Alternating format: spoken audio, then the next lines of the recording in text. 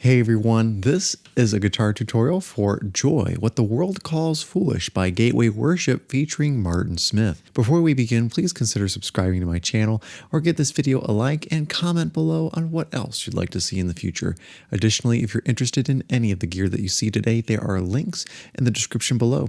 If you'd like to donate to my channel, you can do that by clicking the three dots next to the like button, and you can go from there, and I really appreciate it. You can check out my book called How to Save Catholic Schools, and there's a link in the description for that, as well as a link to my top 8 tuning tips that you can get for free by signing up for my email list. All right, well, grab your acoustic guitar. I'm going to trade my baby in for a guitar, and you don't need a capo today. Yes! And let's get started. Like I said, you don't need a capo. We're going to be playing the key of C to match the original key, which of course is C major. But there are some cool chords in here that just make it more memorable for a song, and it kind of takes you back to the good old 1990s CCM stuff that Martin Smith was a part of in Delirious. So here are the chords you need to know. C, G, A minor, F, D minor, and B flat. Yes, a B flat chord, but I'll explain more as we go along. Here's how I fingered the chords. If you don't know how to play the C chord, just look it up. Traditional C chord shape. G, same thing. I'm just putting my ring finger on the B string 3rd fret, so keep that in mind. A minor, I'm putting my index finger on the B string 1st fret, middle finger D string 2nd fret, and ring finger G string 2nd fret as well, strumming everything except the low E. The F chord, you can do the barred version, which I would prefer you to use, but if you can't do that, you can get away with this one. You can put your index finger on the B string 1st fret, ring finger and pinky in the 3rd fret, covering the A and D strings respectively, and you can get away without putting your middle finger down. It's an F2, but if you put the middle finger down for a fuller F chord, you can do that as well. You just can't strum the low E or high E when you're playing that. So if you can't do the barred chord version, yes, Evelyn is still here. She's just right below my feet. Anyway, yeah, you could do the barred chord version, but if you can't, you can certainly do that. She's getting antsy. It's her bedtime, but don't worry. We're going to not rush and go through as much as I can. B flat is the last major chord that we're going to do. Bar the entire 1st fret with your index finger, but minus the low E string, ring finger, and pinky go on the D and G strings of the 3rd fret, and this is B flat. Pretty cool chord, and honestly, you only need that when the bridge comes around. Oh, and I almost forgot, D minor. Put your index finger on the E string 1st fret, middle finger, G string 2nd fret, B string 3rd fret, covered by the ring finger, and you're going to strum the bottom 4 strings. No low E or A. Those are all the chords you need to know. I'm going to go over the strumming pattern after we play through the song, and you might have noticed that Martin Smith uses capo 5, plays in G. I know even Evelyn is upset that he's using capo 5 and playing in G, so don't worry. I'll put the chords on screen for you. I'll say them as we go along. Here we go. C. Everybody okay tonight?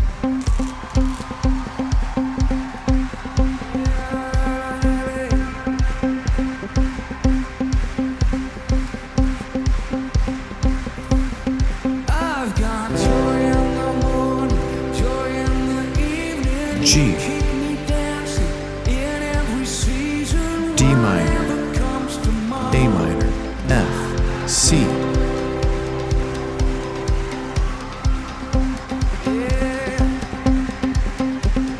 G, F, C, G, F, C, D minor, A minor, C, G, D minor, A minor, C, G and break, C, G, D minor, A minor, F, C. Here comes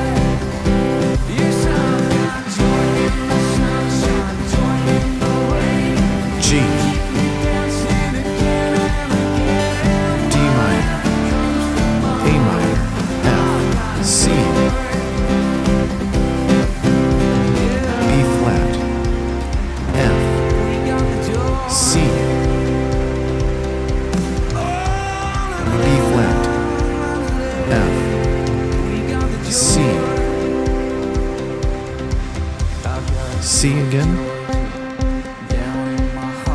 C over B flat, C over A, C over G, C, C over B flat, C over A, C over G, C, B flat, A minor, F, break,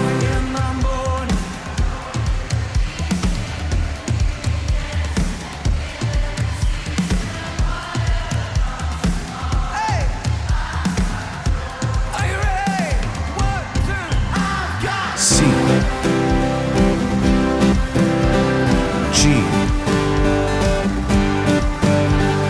D minor, A minor, F, C, B flat, A minor, F, C, B flat, A minor, F, C.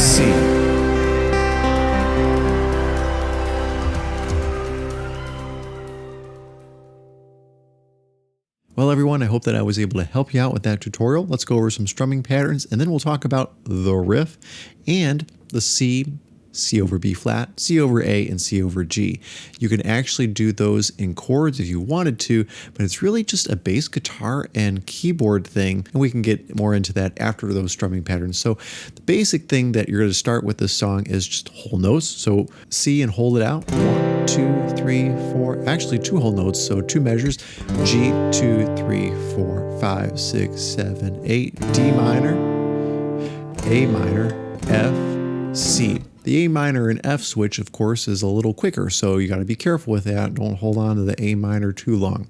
When it comes to the verse, you're going to do the same thing. I'm not ashamed, I'm a sinner saved, I'm not afraid anymore. Now, those chords are just 4 counts each, so keep that in mind as well. And then when you get to the first chorus, you can do a pattern like this. I've got...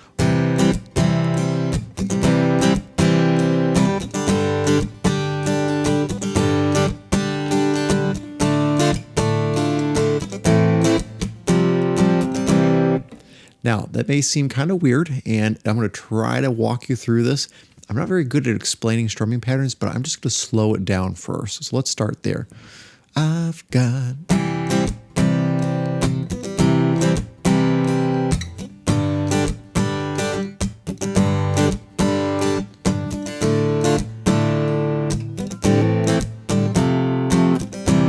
So the best way I can explain it, again, is just slowing it down even more and try to tell you what my right hand's doing. 1, 2, 3, 4. Down, up, down, up, down, down, up, down, up, down. Down, up, down, up, down, down, up, down, up, down. And that's kind of the general pattern that you can do. You can obviously put in some more strumming in between on the offbeats, and there's a lot of offbeat strumming to begin with anyway, so try to be sensitive to what the rhythm section is doing.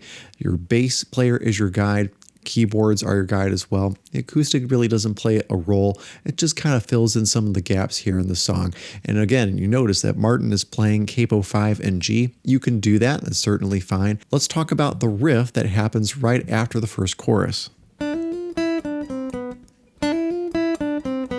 So I'm starting on the D note or B string 3rd fret, then 5th fret, 6th fret. I'm just hammering on for the 2nd and 3rd note of that progression.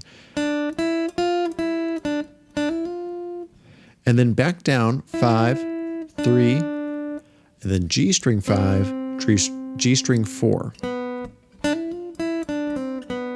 And slower. And at tempo.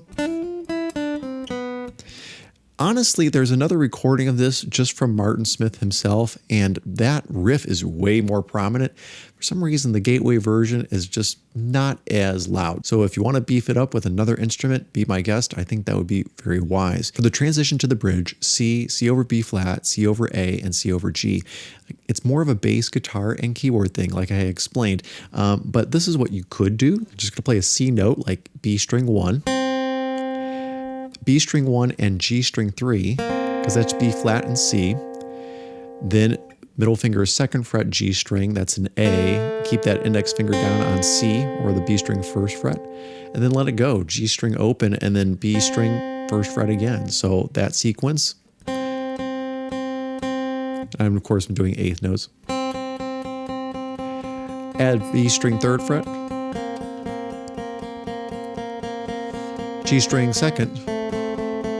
That's C over A, and C over G. Of course, that's a very simplified version of playing those chords, but you could do C over G like this.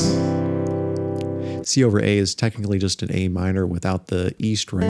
And then C over B flat, technically it's a C7 chord, but I don't hear that. It doesn't sound jazzy to me. It's just C over B flat. That's what the bass player is just doing. Or something like that, and then the keyboard is playing a B flat. So you got to listen to those little nuances in some of these songs because you want them to be separated from what other worship songs are out there. I know that sounds very strange, but being a music teacher, I want there to be differentiation between one song to the next.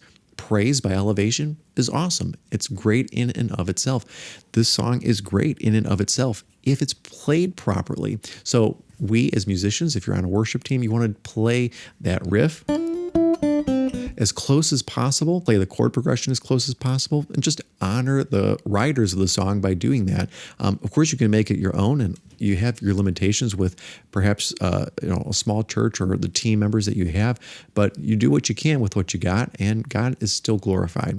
All right, so thanks so much for watching, guys. Don't forget to subscribe to my channel, hit the like button, comment below on what else you'd like to see in the future, and if you'd like to donate to my channel, click the 3 dots next to the like button. You can go from there. I really appreciate it. You could also read my book, How to Save Catholic Schools. It's on Amazon right now. And if you'd like to join my email list, I'll give you my top 8 tuning tips for free. It's next to the link to my book in the description. Have a great week and God bless. Bye.